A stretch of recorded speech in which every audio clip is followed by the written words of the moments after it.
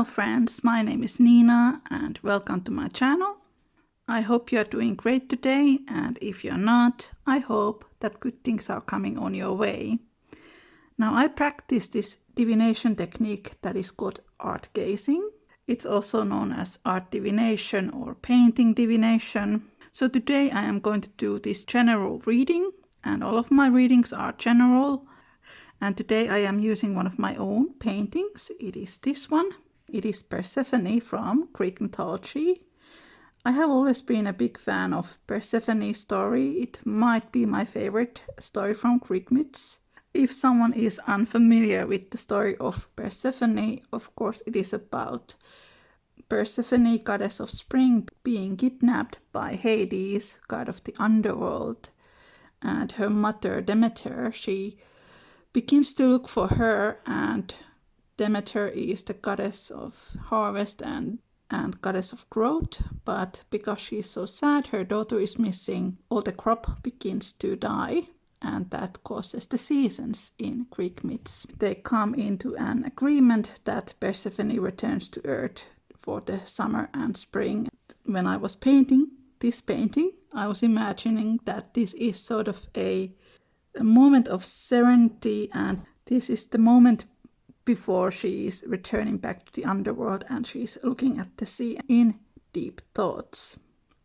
So we have some classical elements. We have the Mediterranean Sea, some of the landscape, sand and pomegranate. She's wearing a Greek tunic, and I actually had a model for this image. I was in Athens and I saw this beautiful statue of Persephone in a museum, and that is where we get this classical shape and the hairstyle and the tunic and all these things.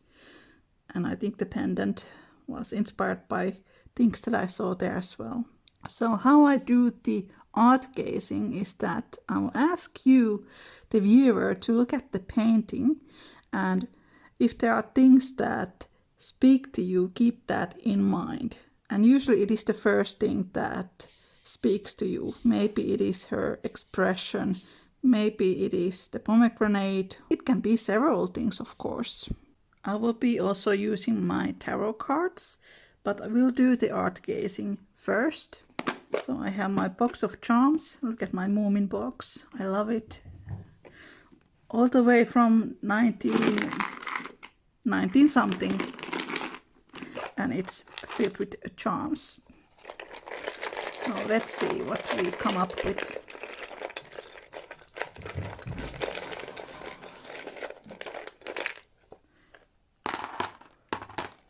All right. Oh. I have to be very careful so I don't hurt my paintings, but I think this is going to be one time only divination with this one. So we have a cake, a cat, a lantern, plate, a necklace, sandal, a mug, and a boot. Look at that. Must be a Mycene shoe. I miss the Mycenes. They were so pretty.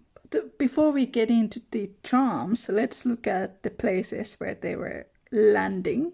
So first I see we have the pomegranate, we have Persephone herself, and then we have sand and some of the Greek landscape. We'll go with that. There are not that many symbols in this painting, but the ones that we have are important.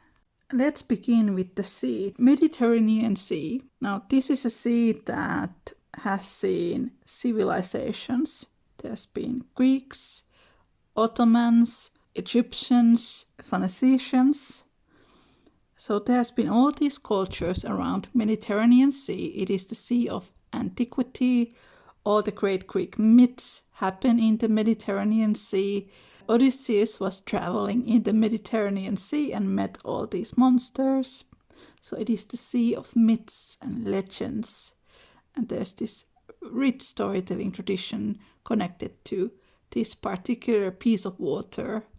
And then we have, Italy, we have France, we have Greece, and all these countries that exist next to the Mediterranean Sea. The symbolism of the Mediterranean Sea is the symbolism of vastness. There are people who sort of have unconscious fear for the sea. The sea is enormous. Now I live in an island in Finland. I live in the archipelago. I have always felt more pulled to the sea. I am fascinated by the sea. I would not like to be alone at sea, but I like to look at the sea and I like to snorkel in the sea. But of course that is the Baltic Sea and it's not Mediterranean Sea. The symbolism of the sea is in its vastness, that we cannot fully understand the sea. Like, we have roughly explored 20% of the world's seas, and even that might be an overestimate.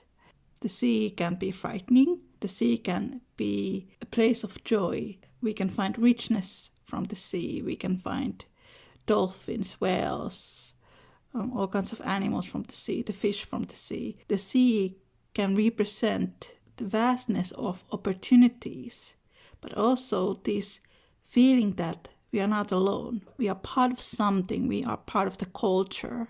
We are part of cyclical nature in time. If we think about the Mediterranean Sea, especially, it is the sea of antiquity. But it still lives. There's still life. There's still stories told about it. Let's begin with the sea, the Mediterranean Sea. Finnish accent people. Now, this is a sea that has seen civilizations. There's been Greeks, Ottomans, Egyptians, there's been Byzantine, Phoenicians. So there's been all these cultures around Mediterranean Sea. It is the sea of antiquity. All the great Greek myths happen in the Mediterranean Sea. Odysseus was traveling in the Mediterranean Sea and met all these monsters. So it is the sea of myths and legends. And there's this rich storytelling tradition connected to this particular piece of water. And then we have, Italy, we have France, we have Greece, and all these countries that exist next to the Mediterranean Sea. So the symbolism of the Mediterranean Sea is the symbolism of vastness. There are people who sort of have unconscious fear for the sea. The sea is enormous. Now I live in an island in Finland. I live in the archipelago. I have always felt more pulled to the sea. I am fascinated by the sea. I would not like to be alone at sea, but I like to look at the sea and I like to snorkel in the sea. But of course that is the Baltic Sea and it's not Mediterranean Sea. But of course they are both very beautiful. The symbolism of the sea is in its vastness, that we cannot fully understand the sea. Like, we have roughly explored 20% of the world's seas, and even that might be an overestimate. So the sea is enormous. The sea can be frightening. The sea can also be comforting. The sea can be a place of joy. We can find richness from the sea. We can find dolphins, whales, all kinds of animals from the sea, the fish from the sea. But for a human, the sea can represent the vastness of opportunities, but also this feeling that we are not alone. We are part of something. We are part of the culture. We are part of cyclical nature in time. If we think about the Mediterranean Sea, especially, it is the sea of antiquity. But it still lives. There's still life. We live in this constant cycle, and this is a sea that has seen many civilizations. If you feel like this sense of meaningless, we can see ourselves being part of this cultural cycle, same way as there were these civilizations before us. And because the Mediterranean Sea is the sea of antiquity, it also encourages us to slow down. It encourages us to be more mindful. You can think about the sea, its currents, the waves, how they crash on shores, and it has been going on for thousands of years, tens of thousands of years, and it keeps doing that. So we can see ourselves being part of this ancient rhythm that keeps going and going and going. And we analyze the story of Persephone. The story of Persephone is about transformation. It is about goddess of spring becoming the goddess of death. It is about her being Kore, and Kore referring to unmarried maiden in ancient Greece, and pomegranate, it's also a symbol of Aphrodite, referring to sex, referring to marital consumption. I cannot be very straightforward here. So we have all this transformation from spring to autumn, transformation from a youth to a woman or a man, growing from a child to adulthood. It means transformation, spiritual and physical. Maybe you are going through something in your life at the moment where you feel like you are in a position of transformation and you are contemplating what is the best path to take. And we should not go through big transformations alone. So there's this story about Persephone that I like, which is that when she descended into Hades, she was guided by Hecate, the goddess of witchcraft. And that actually reminds me another story from Slavic countries, which is the story of Baba Yaga. In the story of Baba Yaga, a young girl, Vasilisa the Beautiful, she's this pretty girl who has been abused by her stepmother and her stepsisters. Her stepmother sends her to the woods to the evil witch Baba Yaga, and she works as a servant for Baba Yaga.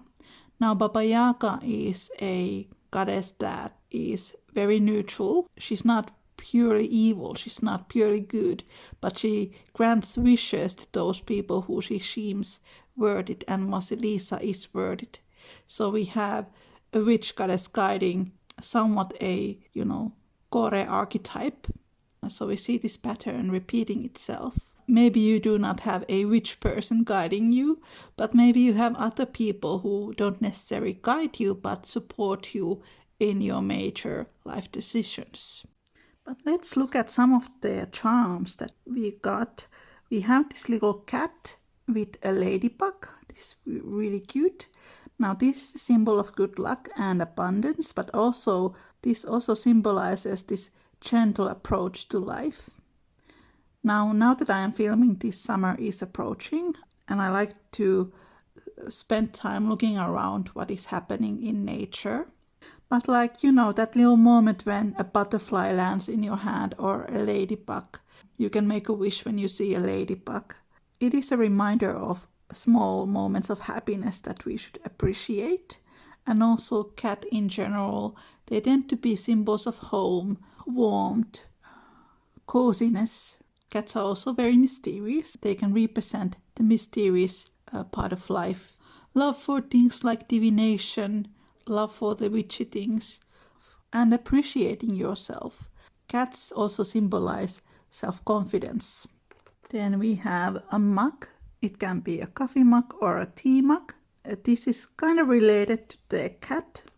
The mug represents mundane rituals. So for example, in the morning when you pour your coffee or your tea or whatever it is that you like to drink, that can be seen as a magical ritual as well. You have a great start for your day. So when we get a cup in a reading, it's a reminder that we should enjoy those little moments and those little rituals and hold on to them. See them as something important. They're part of our self-care. Even though they seem very mundane, they are important to us. Especially when it's windy and cold, I just like to hold a warm cup of tea and feel the warmth of the cup, the weight of the cup and the warmth of the cup, and see the steam rising. Very cottagecore. Then we have the cake. It is a strawberry cake. The cake can symbolize that maybe there is a party coming ahead, maybe somebody is having a birthday or some kind of other celebration where you are going. It can also refer to abundance. When we get a cake in a reading, it's a reminder that maybe you have been taking life a little too seriously lately, and maybe you should let go a little, have a picnic with a friend or just a coffee chat.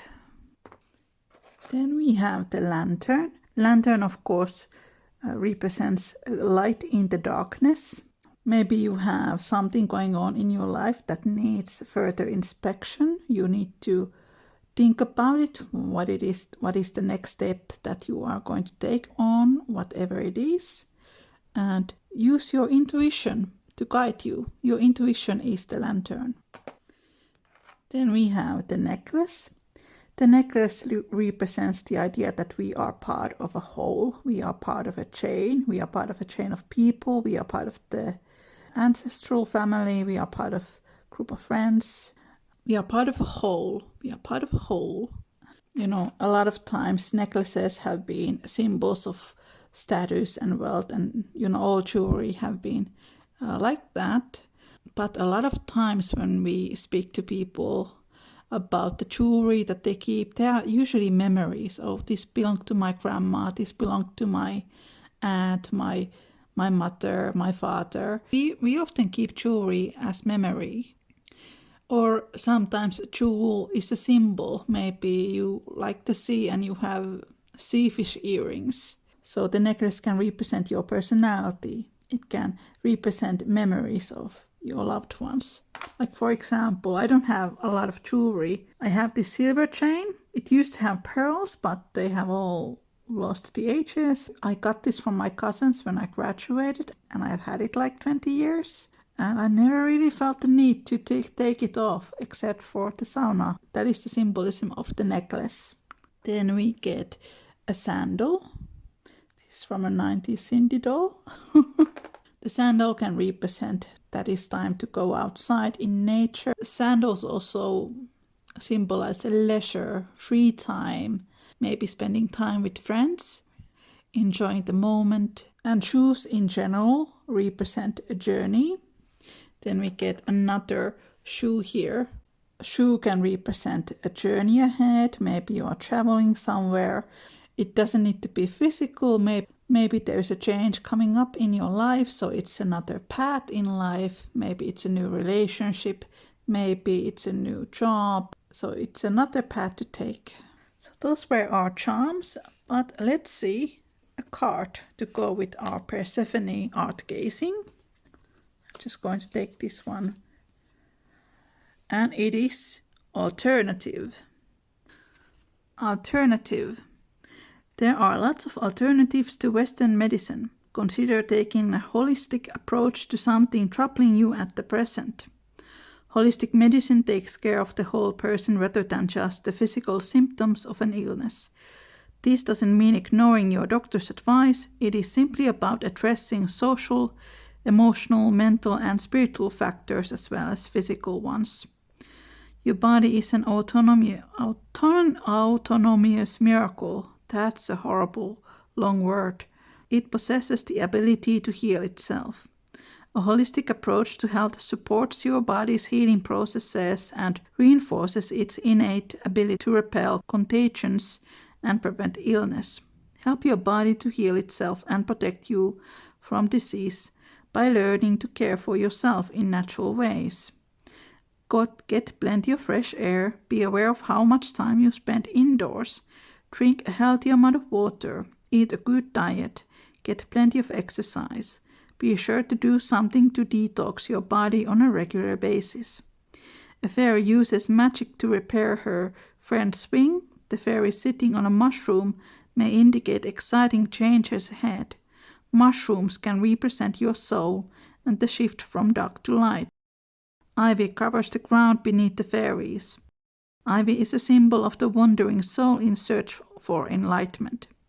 Be sure of the direction of your desires, so you are not trapped by your wanderings. Ivy is also used for medicinal purposes.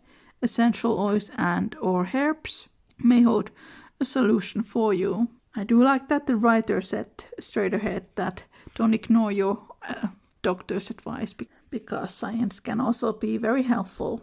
So thank you so much for joining me to this art gazing session. If you would like to support me, the best way to do that is on my Patreon at patreon.com/fairychamber.